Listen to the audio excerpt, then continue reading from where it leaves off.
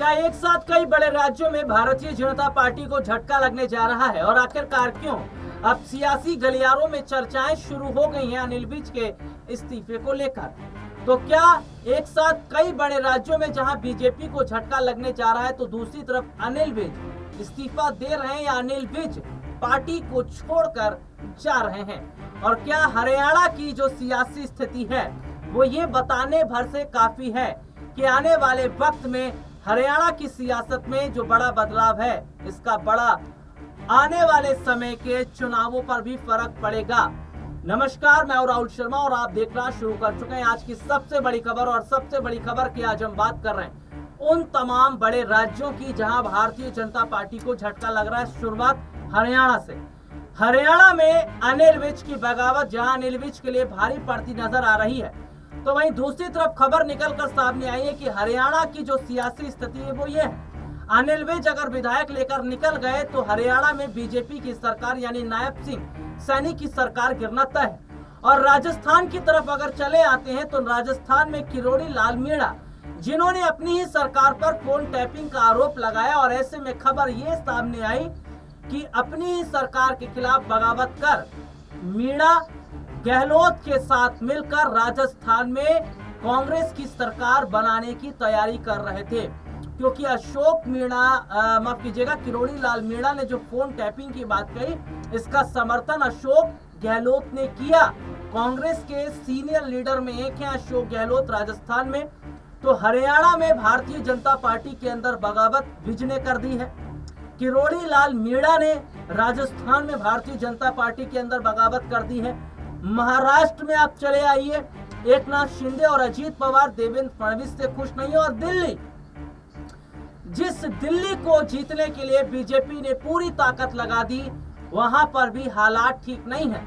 क्योंकि रेखा गुप्ता के सीएम बनने के बाद से यहां पर सियासी फुटनस और बढ़ गई है। बवाल तो तब और हो गया जो दिल्ली में कैबिनेट लिस्ट बनाई गई है, इसमें कईयों को अलग कर दिया गया, जिसमें परवेश साहिब वर्मा का नाम भी शामिल है।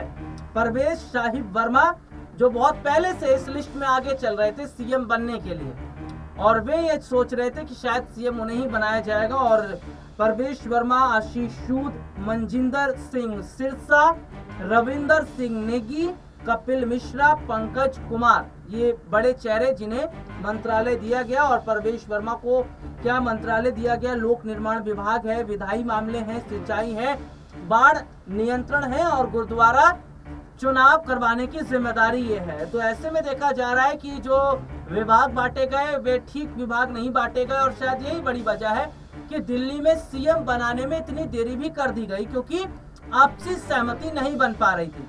अब यहाँ पर बात हम बीच की कर लेते हैं, क्योंकि जहां देखा जा रहा, मैं बता ही चुका हूं कि किस तरीके से बीजेपी के अंदर कहां फुटमस है, दिल्ली में बगावत है।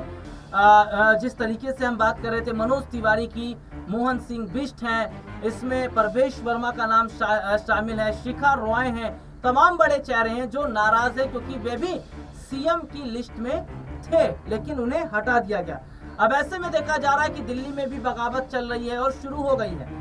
लेकिन हरियाणा की अगर जब बात कर लेते हैं तो हरियाणा में जब से सरकार बनी है भारतीय जनता पार्टी की, और साल 2024 पिछले साल ही अक्टूबर के महीने में हरियाणा के अंदर विधानसभा के चुनाव हुए, और उस चुनाव के बाद से हम देखते हैं कि अनिल विज का भी यही हाल हुआ जो परवेश वर्मा का हुआ।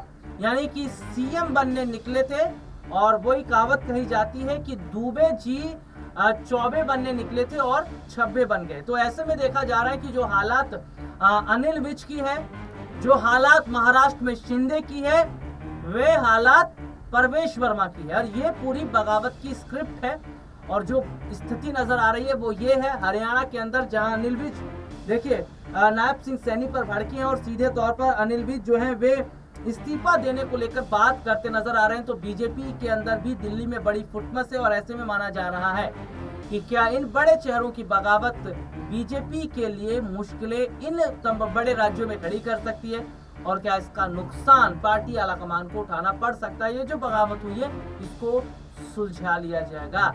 आज के लिए फिलहाल इतना ही इस खबर में, और देश और दुनिया से जुड़ी तमाम बड़ी खबरों को देखने के लिए जुड़े रहिए हमारे साथ।